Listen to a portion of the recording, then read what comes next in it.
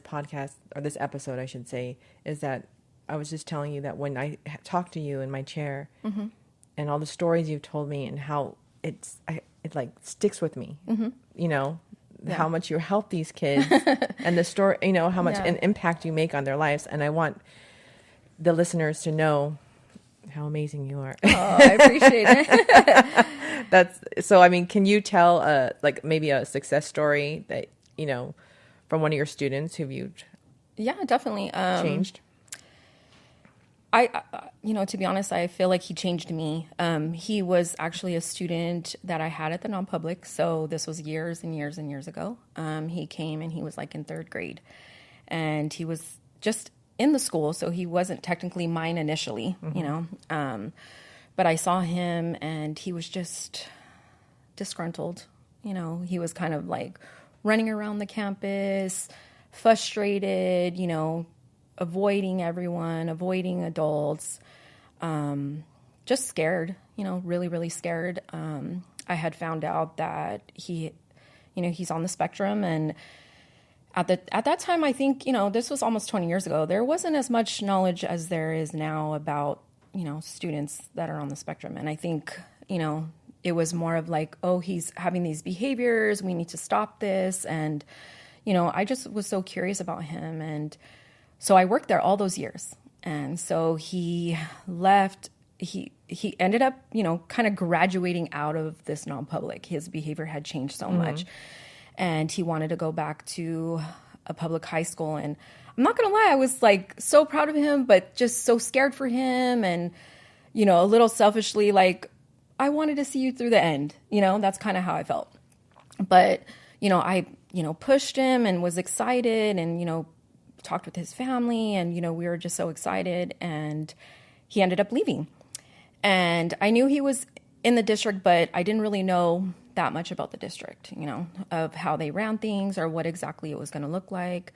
So I ended up leaving the non-public school and got a job in a district. And I, you know, my first day starting, and I get a caseload and I see his name on there, and I'm like, there's no way. There's no way. Because, I mean, it's not a very common name.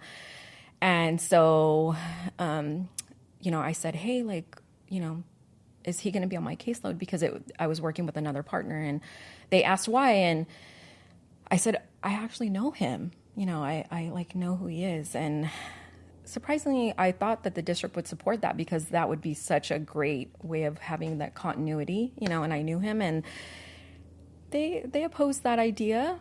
I'm not sure why, to be honest. But because I was working so close with the partner, I had access to him throughout the time, and watching him navigate like a high school experience in a general like public school, you know, a comprehensive high school, I just was in awe of him.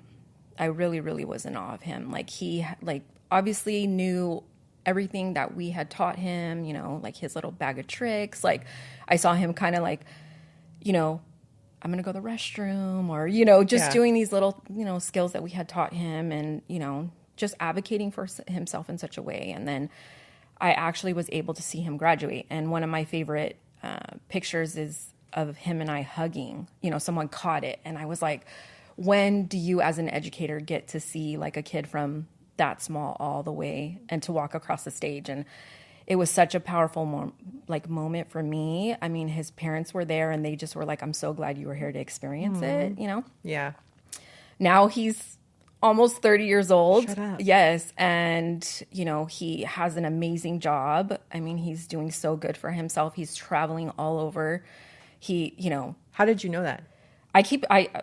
He calls me his other mom. Okay. And it's really hilarious, because I found out really early when he was little that we share the same birthday. Okay. And so, you know, I would always be like, hey, you better behave, or I'm going to tell your mom to invite me to your birthday party, you know. And he was like, you're not going to come to my birthday. And I'm like, I am. I'm going to put my name on your birthday cake, you know. And your mom loves me, and she's going to put it there, you know. And he was like, you better not, you know. I'm like, yeah, I'm going to do it, you know.